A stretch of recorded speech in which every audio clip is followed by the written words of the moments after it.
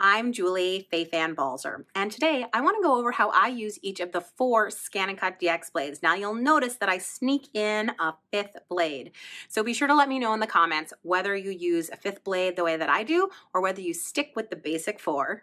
It's so important to have the right blade for the job.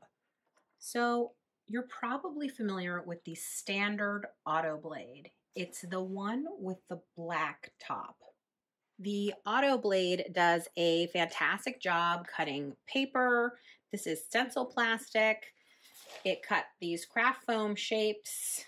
It even cut the clear plastic that I used to make the stand for the card. So your auto blade is really your go-to standard blade. It's why it's called the standard auto blade. I use it most of all of any of my blades.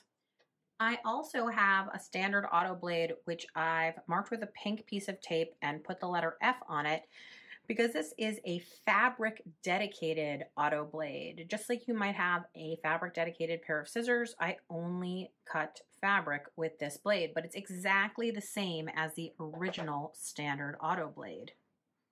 So my fabric dedicated auto blade is a personal choice. I just find that when I'm cutting things like cork fabric or leather, it's still fabric, but it's a little bit thicker. You can see that I used it to cut these fantastic earrings. There's so much detail in them, and yet the blade cut it so perfectly. Now, there is a blade called the thin fabric auto blade, and you can see it by its gold, or maybe you see it as taupe. Little hood here, its little hat, and this blade is used for cutting, you might have guessed it, thin fabric. So that would be thin fabric, not fabric with fusible, but just regular plain thin fabric, anything that's cotton weight or thinner. The thin fabric auto blade is for cutting thin fabric that you might use for, let's say, a quilt block, or here for some embroidery. You can see that I cut out this leaf shape and then used my Brother embroidery machine to stitch around it. This is the rotary blade. Now I always keep this blade capped because you can see that the blade, the rotary blade itself, is very, very sharp. And it's exposed, unlike the other blades where it's not exposed. So I want to make sure to keep the cap on that. The rotary blade is fantastic for cutting out any fabric like these pieces, but I also really, really love it for cutting out fabric that has fusible on the back. You can see right here, I made this design in Canvas Workspace, and I was able to cut out this piece of fabric and just go ahead and iron it onto the bag. So easy. It's even double-sided. Because of course, once you make a design, the ScanNCut makes it so easy to cut it out multiple times and in different colorways. So the rotary blade is absolutely great for cutting fabric with fusible.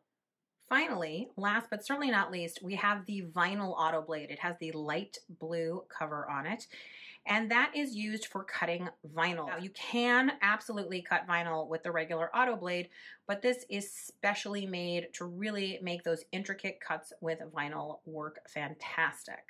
The vinyl auto blade is ideal for cutting both heat transfer vinyl and adhesive backed vinyl.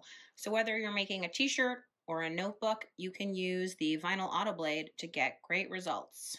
So there you have it. There's the complete lineup of ScanNCut DX blades. Again, this is a personal preference that I have this extra fabric dedicated auto blade.